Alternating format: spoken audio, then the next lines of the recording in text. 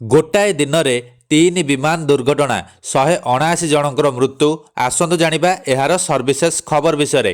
ଗତ 24 ଘଣ୍ଟା ବିମାନ ଜଗତ ପାଇଁ ବେଶ୍ ଦୁଃଖଦ ଥିଲା। ଏହି 24 ଘଣ୍ଟାରେ 3ଟି ବିମାନ ଦୁର୍ଘଟଣା ହୋଇ 179 ଜଣଙ୍କର ମୃତ୍ୟୁବରଣ ହୋଇଛି। ସବୁଠୁ ବଡ଼ ଦୁର୍ଘଟଣା ହୋଇଛି ଦକ୍ଷିଣ କୋରିଆର ମୁଆନ୍ ଆନ୍ତର୍ଜାତୀୟ ବିମାନ ବନ୍ଦରରେ। ସେଠାରେ ରବିବାର ଏକ ବଡ଼ ବିମାନ ଦୁର୍ଘଟଣା ଘଟିଥିଲା, ଯେଉଁଥିରେ 179 ଜଣଙ୍କର ମୃତ୍ୟୁ ହୋଇଥିଲା। ଘଟଣାସ୍ଥଳରୁ ଉଦ୍ଧାରକାରୀ ଦଳ 2 ଜଣଙ୍କୁ ଜୀବନ୍ତ ଉଦ୍ଧାର କରିଛନ୍ତି। ବ୍ୟାଙ୍କକ୍ରୁ ଫେରୁଥିବା ଏହି ବିମାନରେ 6 ଜଣ କ୍ରୁ ମେମ୍ବରଙ୍କ ସମେତ ମୋଟ 181 ଜଣ ଯାତ୍ରୀ ଥିଲେ। ଏଥିରେ 2 ଜଣ ଥାଇଲାଣ୍ଡ ଓ ଅନ୍ୟମାନେ ଦକ୍ଷିଣ କୋରିଆର ବୋଲି ଜଣାପଡ଼ିଛି। ଶନିବାର ରାତିରେ ଏୟାର କାନାଡାର ଏକ ବିମାନରୁ ହାଲିଫ୍ୟାକ୍ସ ବିମାନ ବନ୍ଦରରେ ଜରୁରୀକାଳୀନ ଅବତରଣ କରିବାକୁ ପଡ଼ିଥିଲା। ପାର୍ଲ ଏୟାରଲାଇନ୍ସ ବିମାନ AC2259 ଶନିବାର ରାତିରେ ଦୁର୍ଘଟଣାଗ୍ରସ୍ତ ହେବାରୁ ଅଳ୍ପକେ ବର୍ତ୍ତି ଯାଇଥିଲା।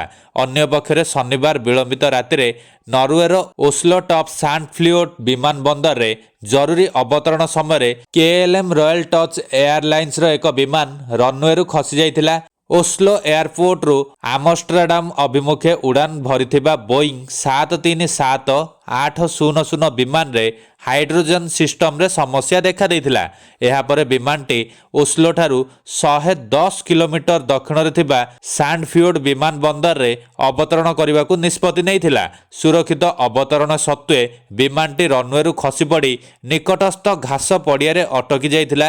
ଏହି ବିମାନରେ ସମୁଦାୟ 182 ଜଣ ଯାତ୍ରୀ ଥିଲେ, ତେବେ ସମସ୍ତେ ସୁରକ୍ଷିତ ଅଛନ୍ତି।